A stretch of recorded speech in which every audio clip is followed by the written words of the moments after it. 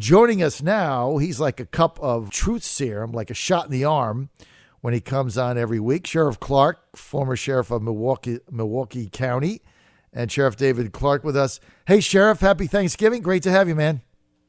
John, happy Thanksgiving to you. You said over the next couple of days you're going to be running the best of John Fredericks. I thought every day was the best of John Fredericks. That's why we love having Sheriff Clarke on. He always knows the right thing to say. Every day's a best of day.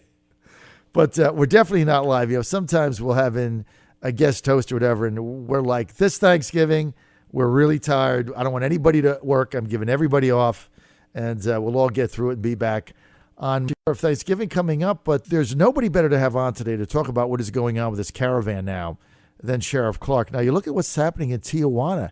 Sheriff, all of a sudden, the Mexican government getting a little concerned about the violence going on. There was a report today saying that these migrants are dominated by males and teenage males, that kind of the facade of, babies and mothers fleeing persecution, not true. They're at the front of the line. But then like 85% of the migrants are young men. Now we find out there's many criminals embedded in there. Now we find out, Sheriff, that the residents of Tijuana are pushing back. They don't want them there. They're asking them to leave. Meantime, they say they're coming for asylum, but they're waving Guatemalan flags. What is going on here, Sheriff?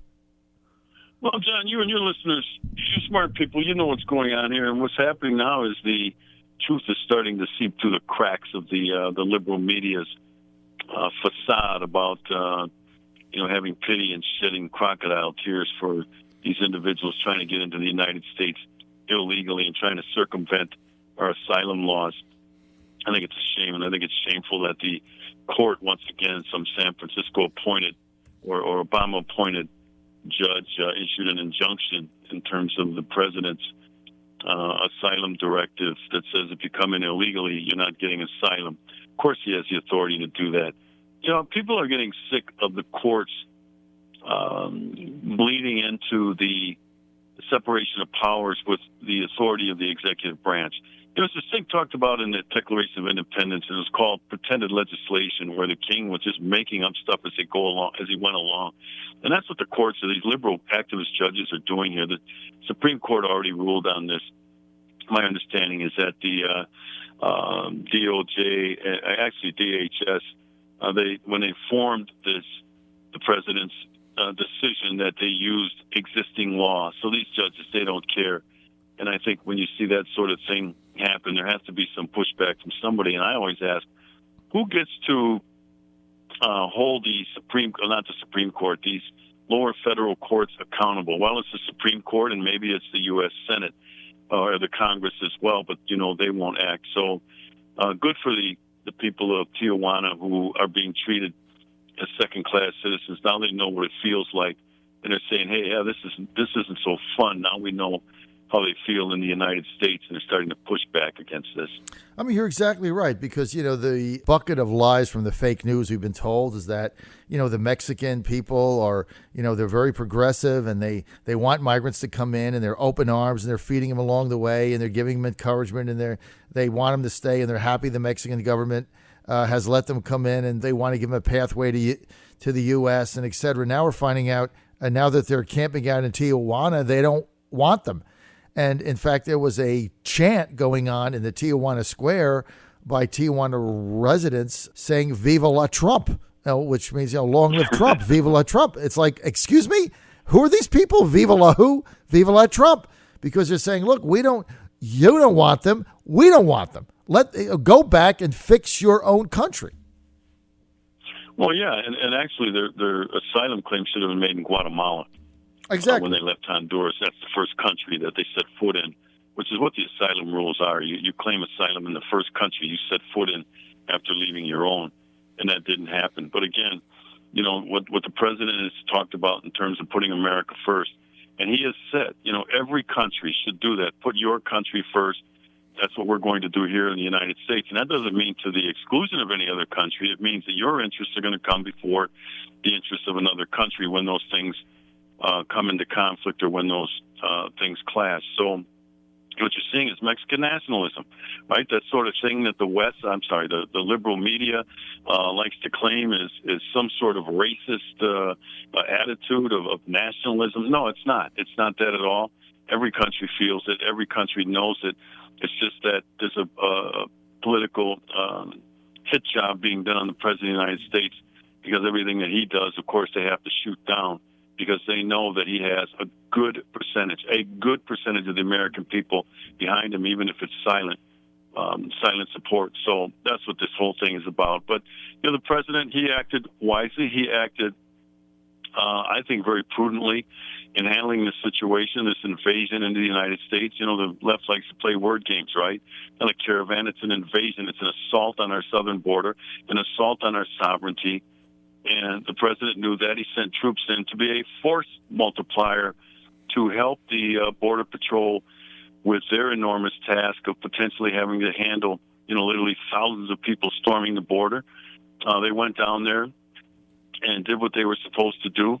It looks like that mission is coming to a conclusion. That's another one of the president's attitude when he talks about these endless wars. You send troops in to do a mission, and then they end up staying there forever. So the president ordered troops down there to do complete a specific mission accomplished, and then it's time to go home, and that's exactly what he did.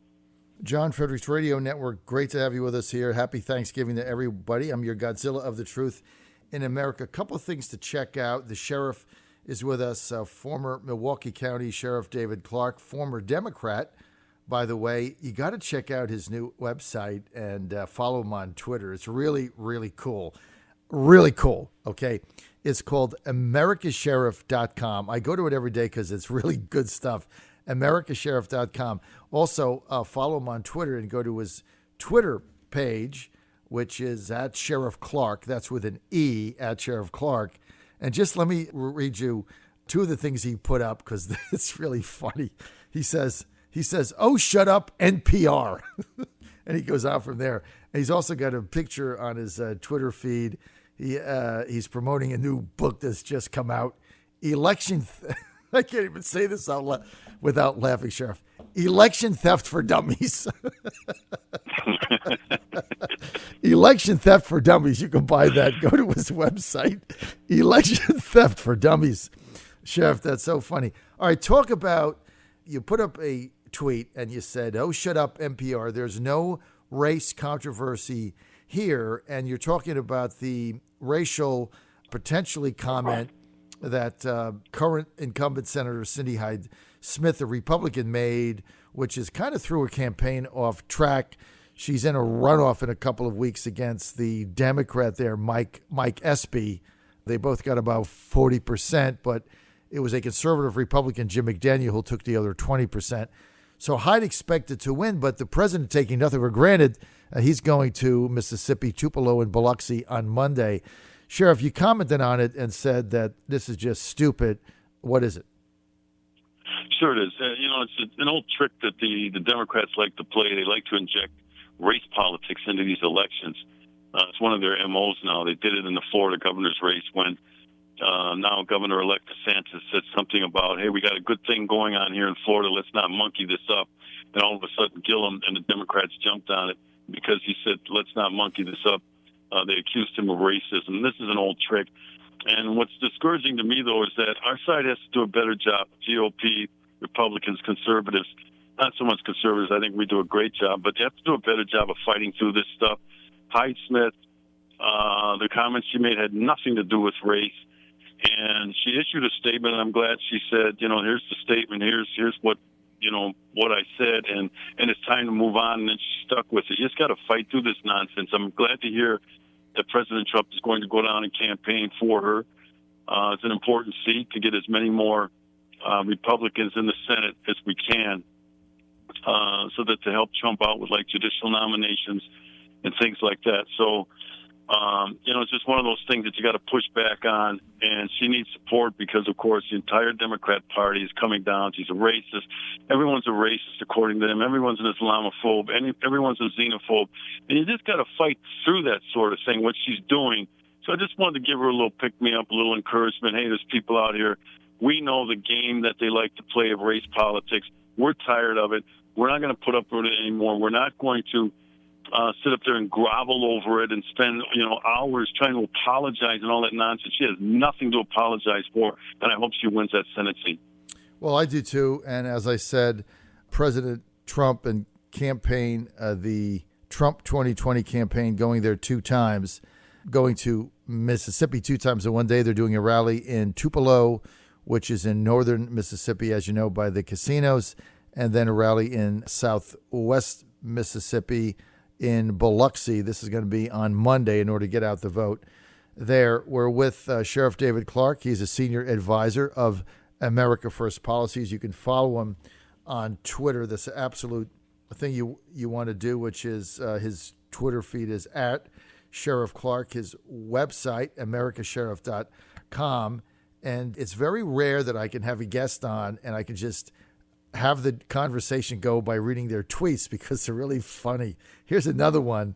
I just have to read it if you don't mind, Sheriff, because they make me laugh. Go ahead. When you make me laugh, you get to the top of the list. Sheriff Clarke says, as well as he's got his book here that I'm going to buy, Election Theft for Dummies. I mean, the Virginia Republicans need this book. Election Theft for Dummies. Okay.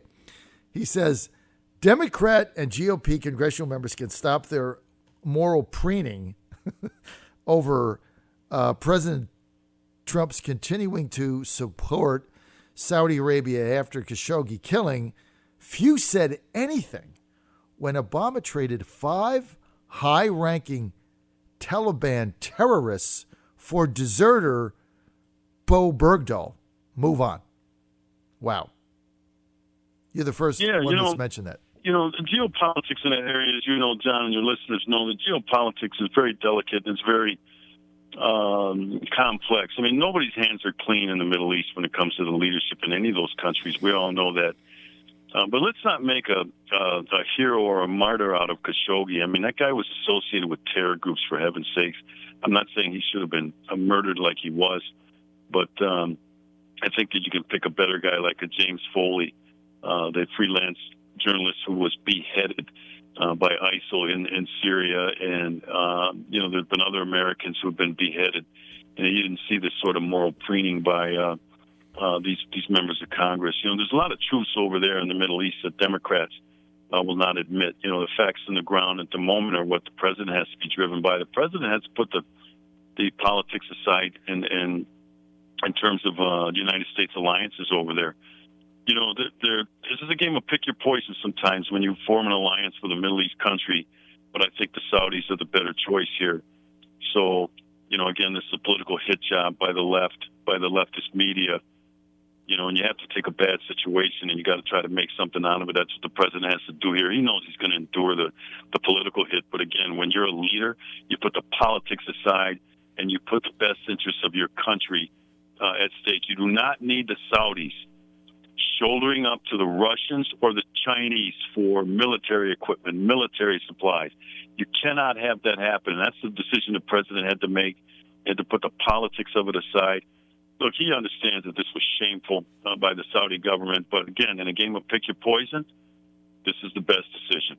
I think it is too, and it's certainly consistent with his America First policy vision, which he makes decisions which are solely in the best interest of the United States and the American worker.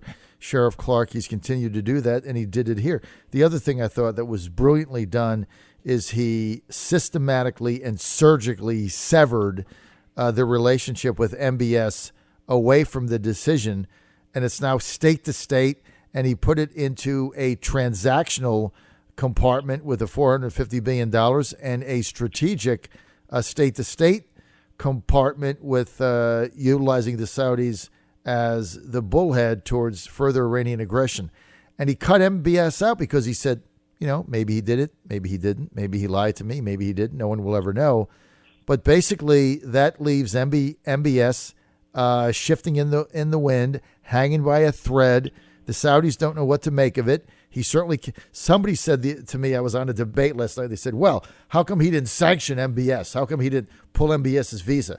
I'm like, are you serious? Do you really think MBS is going to come to the United States to do what? Meet with who? Nobody's going to meet with the guy. I mean, he's not going to meet with any CEOs. He can't meet with Congress. He's certainly not going to get invited to the White House. Where exactly is he going to go? I mean, he can't. Exactly. He's done.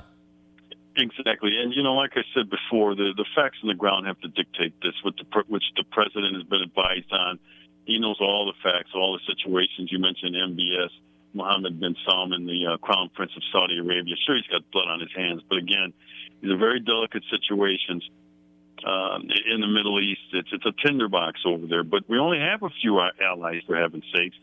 And, Saudi's got that war in Yemen that they're up to their eyeballs in. They can't afford to lose that. Otherwise, Iran has a presence in Yemen. And so you can just see the shifting alliances that go on over there. It's a very difficult situation, very complex, but the president has to make the right decision in the best interest of America, of American foreign relations, and not a political decision. We've had political decisions made by Obama. Remember his red line in the sand? Mm-hmm.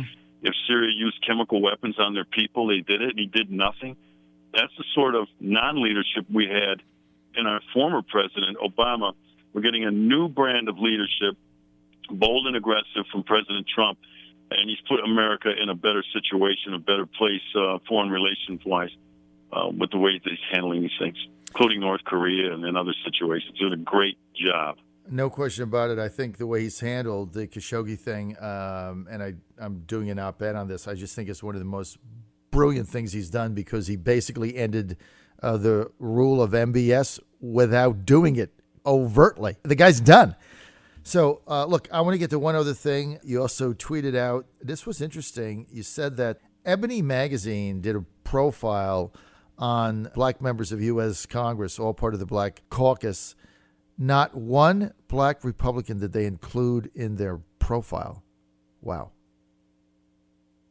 That's shameful, but it's to be expected. The sort of race politics, I call it plantation politics when you're talking about black entities, black political figures. It's plantation politics. They're acting as gatekeepers, plantation gatekeepers.